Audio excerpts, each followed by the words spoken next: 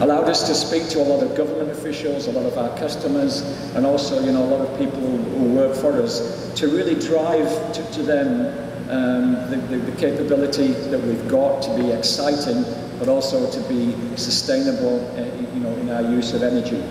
And quite frankly, you know, the races are extremely exciting. It's a real opportunity to promote our brand and to show people, you know, what the future is going to look like.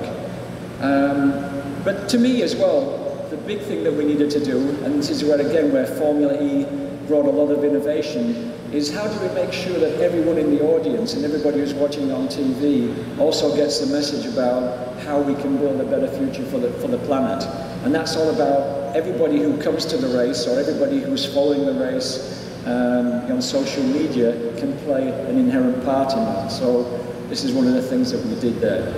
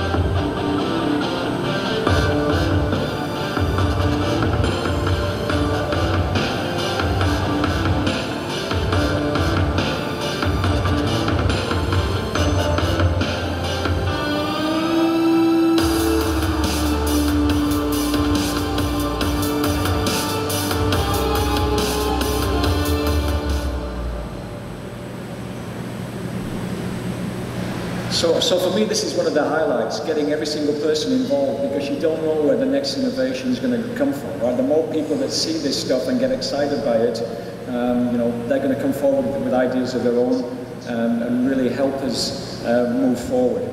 Also, our association with Formula E, we want to raise awareness for climate change. This is a showcase that was done in Greenland just to highlight global warming.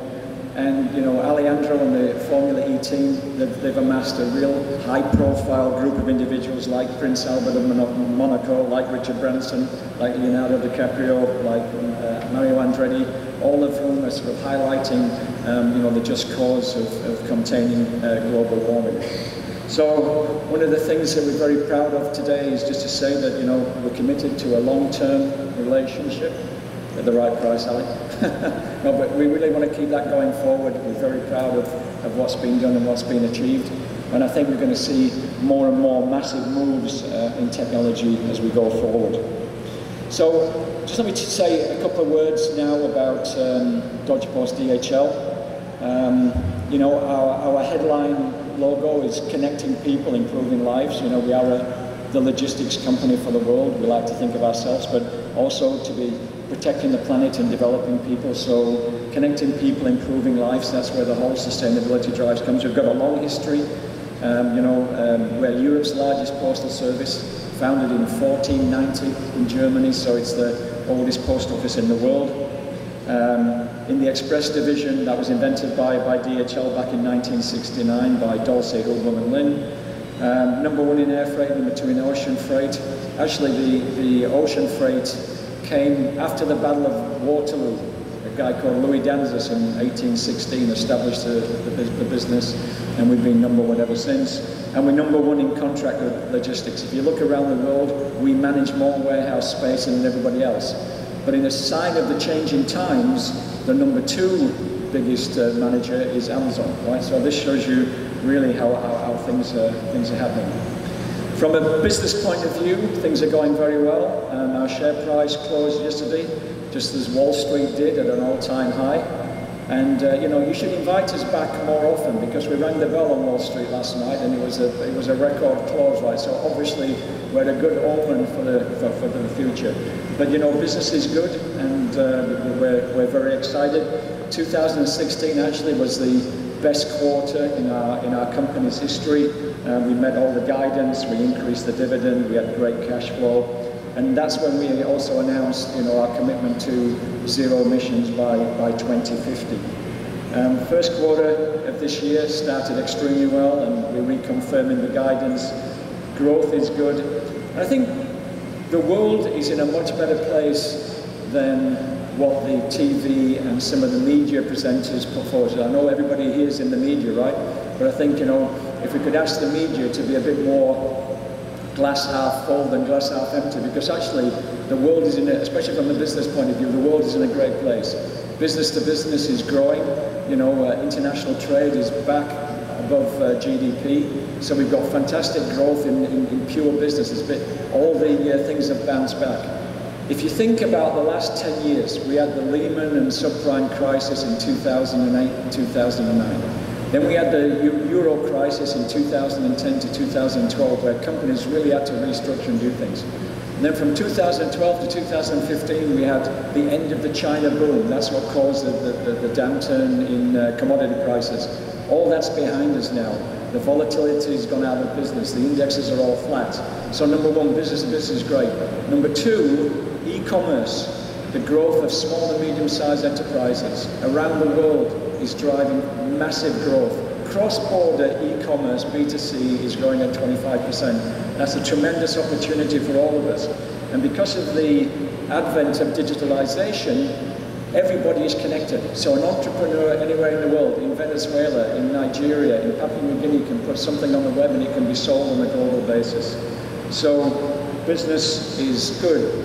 So that's where we came back on the Strategy 2020, based on globalization, which is something that we've always been involved in, but now this digitalization, this rapid advancement of technology, leads us to believe that our goal of carbon neutral, net carbon neutral by 2050 is achievable.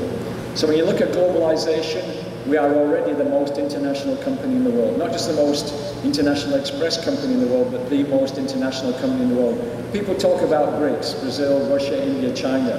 We've been in Brazil since 1978, in Russia since '84, India and China since 1980. We've got great coverage. That's where, whatever formula you wants to go, you've got a partner there who can definitely help you. And then for us, this second level of digitalization driving globalization is great for us. There are sort of 7 million people on the planet now. Technically, every one of them can be connected through iPhone and other devices. So we just got to make sure that you know, we keep that connectivity going, and we do the best for our customers. How do we do that? I know it's difficult for some people to believe, but logistics companies are incredibly innovative. So we've got 3 high-profile innovation centers. We've got 2 at the moment, one in Germany, one in Singapore. We're going to open one in the United States next year. We're going to be breaking ground this year. And what do? We look at all the things that are going on in the world, Internet of Things, big data, big cities, and how does that apply to the logistics industry? Making sure that we're at the forefront of all those innovations. And I'll just go through a couple of them in a second. But you know, the self-driving vehicles, the electrification, you know, drones, 3D printing, everything that you can think of.